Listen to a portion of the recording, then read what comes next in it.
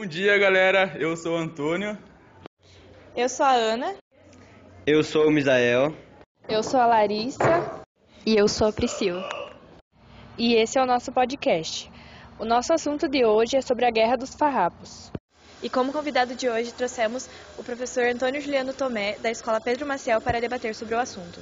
Bom dia, meu nome é Antônio Tomé, eu sou professor de História da Escola Pedro Maciel, sou formado pela Universidade Federal da Fronteira Sul, em História, obviamente. Então, poderia nos explicar como e quando iniciou a Guerra dos Farrapos? A revolta farroupilha, ela se inicia em 1835, no Rio Grande do Sul, com a tomada do exército farroupilha, né? Tomada de Porto Alegre, que era um reduto, no momento era um reduto imperialista, né? E ela foi mais ao acaso do que realmente uma afronta ao império. E qual foi o motivo dessa revolta? A revolta ela se motiva por uma questão mais de período do que realmente de regionalidade, tá?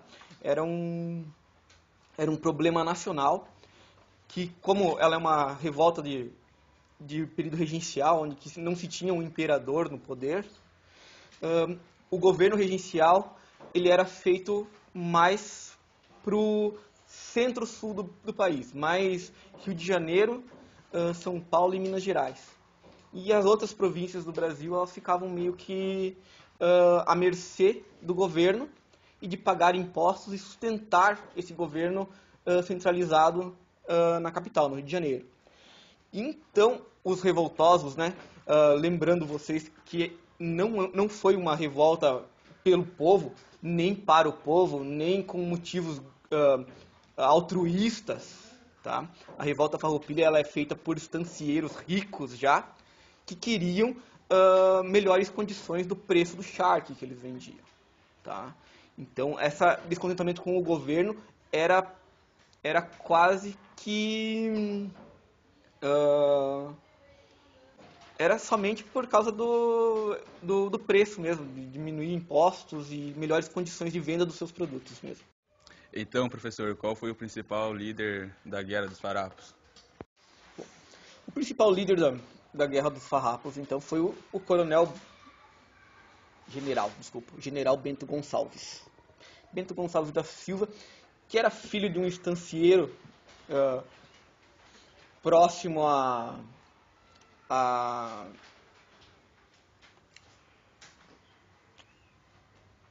Bom, esqueci o nome da cidade. Nossa, hoje estou... Porto Alegre. Era próximo a Porto Alegre, mas mais próximo a Rio Grande ali, tá? E toda a revolta ela acontece nesse local do Rio Grande do Sul ali. Ela se desenvolve no interior, mais no interior do que na capital do Rio Grande do Sul. Então, o Bento Gonçalves ele era filho de um estancieiro que se torna militar, depois ele se torna militar, ele luta em várias guerras, Cisplatina, né? E quando ele volta para o Rio Grande do Sul, para a estância da família dele, ele se revolta com os valores ali, né, que eram pagos, e cria um princípio de revolução, né? Com esse princípio de revolução, eles decidem marchar a Porto Alegre, mas sem nenhum ideal republicano, tá? Eles só queriam realmente melhorar os preços, né? Professor, quais foram os principais acontecimentos dessa guerra? Os principais acontecimentos dela, então, ela se inicia já com um grande acontecimento, que é a tomada de Porto Alegre, e que é aí que os revoltosos se caem na real no que eles estão se metendo, sabe? O Bento Gonçalves é preso, e isso só serve para inflamar mais o movimento quando ele é preso. Então, em 36, eles já têm algumas vitórias, né? Em 1836. E aí, eles realmente, os revoltados declaram que a República Rio-Grandense, em 11 de setembro de 1836. Então, com o Bento Gonçalves já voltando da prisão e sendo aclamado como grande presidente da República Rio-Grandense. Em 1842, então, obviamente, o governo regencial ele não vai deixar barato, né? Ele envia o Duque de Caxias com o objetivo de finalizar o conflito de alguma forma. Eles não se importam como. É enviado 2 mil homens do exército e o exército Farroupilha é dizimado, assim. Sobra tipo 1.000 combatentes deles, do Farroupilha. Então, e é aí que entra o grande acontecimento no meu ponto de vista, tá? Que é a grande traição do governo Farroupilha com os lanceiros negros. Em 1845, por aí, antes ainda de 1845, com essa falta de pessoal que tinha o exército Farroupilha, eles começam a recrutar ex-escravos das instâncias que tinham sido tomadas pela revolta, né? As instâncias que foram tomadas pelo exército Farroupilha, eles recrutavam esses negros escravizados e prometiam a eles, se eles lutassem a favor da República, né, rio-grandense, eles teriam a sua liberdade. Então, esses negros eles não lutavam pelos ideais republicanos rio-grandenses também. Eles queriam só a liberdade deles. Tá? E em 1845, então, o Bento Gonçalves ele faz um acordo com o Império para quando ele vê que a revolução dele está indo para o buraco, né? Isso aí tem gente que diz que sim, tem gente que diz que não, mas houve um acordo do Duque de Caxias, aliás, do Bento Gonçalves com o exército imperial para acabar com a revolução. Só que daí tinha a ponta solta que eram os lanceiros negros, né? Então, em uma desses acampamentos dos lanceiros negros, o Bento Gonçalves ele trai o movimento dos lanceiros negros, manda eles para uma expedição sem armamento e, milagrosamente, as tropas imperiais chegam bem na hora. Então, eles são dizimados também. Tá? Morrem muitos desses escravos negros, tá? Até porque a Revolução Farroupilha ela não tinha nenhum ideal de libertação de escravos, tá? Era só para os estancieiros mesmo, era só para gente de alta patente no Rio Grande do Sul, gente rica, tá? Então, em nenhum momento eles queriam libertar os escravos, até porque ele nunca foi posto nenhum escravo para lutar que eram dos estancieiros do movimento Farroupilha, tá? Só os que foram tomados a partir das vitórias do movimento Farroupilha, tá?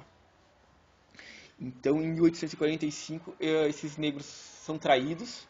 Hoje em dia tem um monumento para eles lá na cidade onde aconteceu. Rio Grande? Não, não é Rio Grande, a cidade. A cidade é... Bom, eu tinha no meu outro papel. Mas uma cidadezinha ali no centro do Rio Grande do Sul, assim, bem pequena, que era onde o movimento se concentrava mais ferozmente, assim, entre ali e os pontos de rios, né, que ia para Cisplatina ali, né. Então, em 1845, isso aí já é quase no final da Revolução Farroupilha, tá, gente? Então, o Duque de Caxias, após esse acordo com os estancieiros e com os revoltosos, com os grandes generais farroupilhas, eles fazem um acordo em que a República Rio-Grandense ela volta a fazer parte do Império e, em contrapartida, o Império libera, sem nenhuma sanção, esses heróis farroupilhas. E aí, já no final, já em 1845, já está acabando tudo. Tá? Professor, quem foram os principais personagens dessa guerra? Bom, os principais personagens foram o general Bento Gonçalves, dos lados do Farroupilha, né? O general Davi Canabarro, também do lado do Farroupilha, e o capitão Giuseppe Garibaldi, do lado do Farroupilha. Já do lado imperial, o principal personagem foi o Duque de Caxias. Então, prof, pode nos dizer como acabou essa guerra? A revolta, então, ela acaba como todas as outras revoltas regenciais, né, com uma derrota do exército Farroupilha, então. Mas tem os poréns, tá? Os poréns é que, por mais que os farroupilhas perderam a revolta deles ali, eles conseguiram equiparar o preço do charque, que era o problema principal deles lá, que o charque era a maior fonte de alimentação, principalmente dos escravos. E o Brasil era o país que tinha mais escravos em todo o mundo, né? Então, o charque do Uruguai e da Argentina chegava no Brasil com um valor de imposto, acho que, se não me engano, de 5%. E o charque rio-grandense chegava lá com 25%. Meu Deus. Era concorrência desleal, tá? E era esse o grande problema da revolta farroupilha com o governo. Eles queriam valorizar o preço do produto deles. E eles conseguiram isso com a revolução deles. Tá? Eles conseguiram anistia para todos os envolvidos na guerra e conseguiram cargos militares, os mesmos que eles tinham na guerra, no governo imperial. Então, o general Davi Canabarro continuou sendo general. Tá? O Bento Gonçalves continuou sendo general. Só passou pro lado imperial, pulou o muro. Né? Ainda bem que muitos morreram por isso, né? Exatamente. E